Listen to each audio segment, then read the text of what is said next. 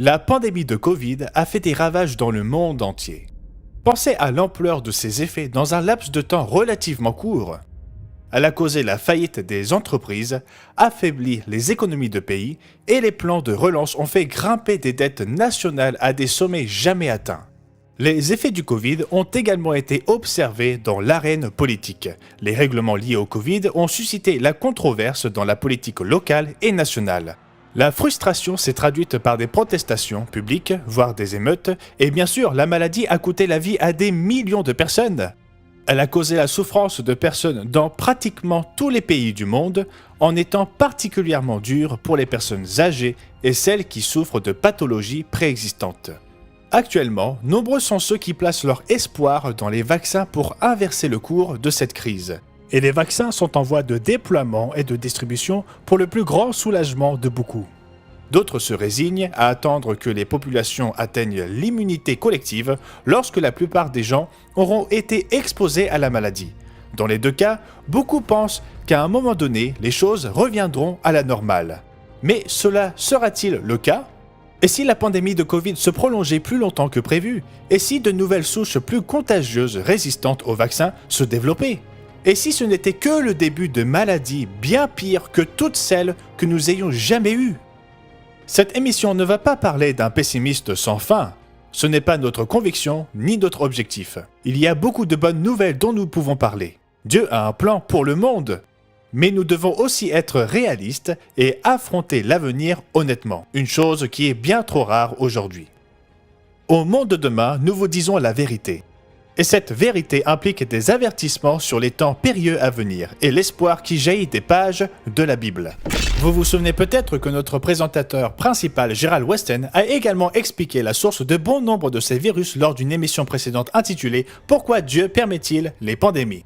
Dans cette émission, il a expliqué que de nombreux virus proviennent non seulement des animaux, mais du fait que les gens consomment des animaux que Dieu n'a jamais destinés à être ingérés. La Bible les définit comme étant des animaux impurs. Et si vous souhaitez revoir cette émission, vous pouvez la trouver sur mondedemain.org. Monsieur Piot a averti le monde pendant des années.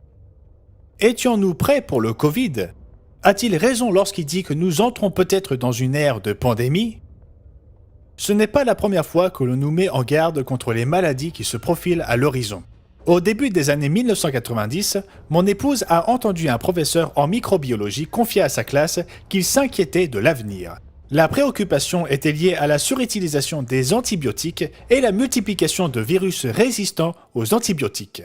Il dit « Nous pourrions en arriver à un point où nous serions obligés de recommencer à prier au chevet des malades. » Quelle déclaration ! Réalisez-vous que vous n'avez pas besoin d'attendre une maladie mortelle pour demander la guérison miséricordieuse de Dieu.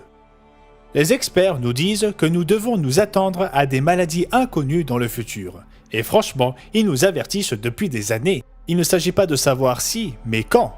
Et en raison de nos moyens de transport modernes, il est très difficile de limiter une épidémie à un seul endroit. Elle se répand rapidement dans le monde entier. J'ai cité des experts scientifiques dans le dernier segment. Examinons maintenant la prophétie biblique. Que nous apprend la Bible ? À l'époque de Moïse, Dieu adressa des avertissements sévères à l'ancienne nation d'Israël, si elle lui désobéissait. Remarquez ce qui est écrit dans Deutéronome 28, au versets 58 et 59.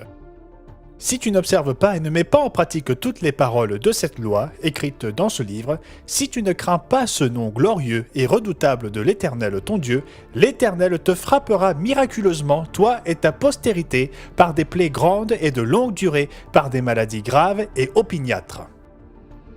Les téléspectateurs de longue date du monde de demain savent que la Bible montre que beaucoup de nos nations occidentales actuelles sont en fait des descendants de l'ancienne nation d'Israël.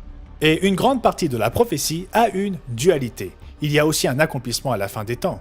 De plus en plus de cultures occidentales ignorent de manière flagrante les valeurs bibliques de la vie humaine, de la sexualité et de la moralité. La cupidité, l'orgueil et la violence constituent la norme. Alors que nos péchés s'accumulent, Dieu peut permettre que davantage de maladies s'abattent sur nous pour nous réveiller. Maintenant, cela signifie-t-il que chaque fois que quelqu'un tombe malade et même meurt, que c'est un jugement divin ?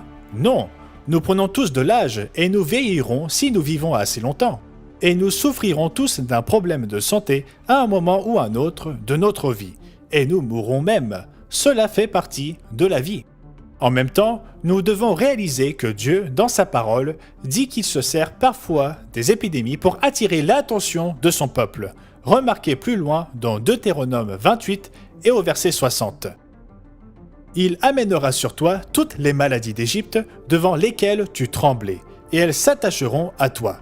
Et même l'Éternel fera venir sur toi jusqu'à ce que tu sois détruit toutes sortes de maladies et de plaies qui ne sont point mentionnées dans le livre de cette loi. La prophétie biblique montre également que des jugements s'abattront sur le monde entier à cause du péché.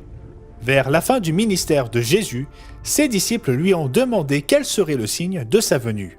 Après avoir mis en garde contre la séduction et les guerres, remarquez ce qu'il dit dans Matthieu 24 et au verset 7 et 8. Car une nation s'élèvera contre une autre nation, et un royaume contre un autre royaume. Et il y aura des famines, des pestes et des tremblements de terre en divers lieux. Mais tout cela ne sera qu'un commencement de douleur. Le dictionnaire Larousse définit la peste comme étant une maladie infectieuse, contagieuse, endémique et épidémique. Notez bien ceci. Ce n'est pas nous qui déclarons ce que l'avenir nous réserve.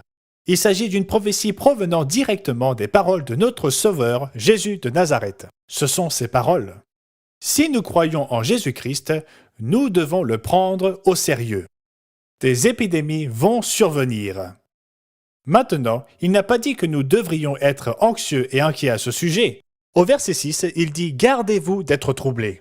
Par l'intermédiaire du Christ, nous pouvons avoir la paix d'esprit même dans les temps difficiles à venir. Mais nous devons également prendre son avertissement au sérieux. Vers la fin du 1er siècle, l'apôtre Jean eut une vision de l'avenir. Il la consigna dans le livre de l'Apocalypse. Après les 7 sceaux et les 7 trompettes, 7 derniers fléaux sont mentionnés. Remarquez comment le 5e fléau est décrit dans Apocalypse 16 et au verset 10 et 11. Le 5e versa sa coupe sur le trône de la bête, et son royaume fut couvert de ténèbres.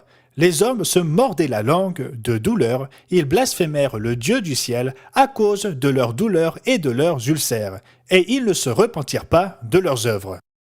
Nous, les êtres humains, pouvons être extrêmement obstinés. Même lorsque les derniers fléaux seront déversés pour réveiller l'humanité pécheresse, certains refuseront dans leur entêtement de se repentir de leurs péchés. Alors que devons-nous faire? Admettons-le, nous sommes tous physiques. Nous sommes tous soumis aux aléas du temps, de l'âge et de la maladie. À un moment donné, nous mourrons. C'est le cycle normal de la vie et de la mort. Mais parce que nous sommes physiques et que notre Dieu est amour, il nous a aussi donné la bénédiction de la guérison divine. Lorsque Jésus débuta son ministère, il a immédiatement commencé à prêcher l'évangile du royaume de Dieu. Mais il chassait aussi les démons et guérissait les malades. Les gens venaient de partout pour être guéris. Il voyait leur souffrance et éprouvait de la compassion pour eux.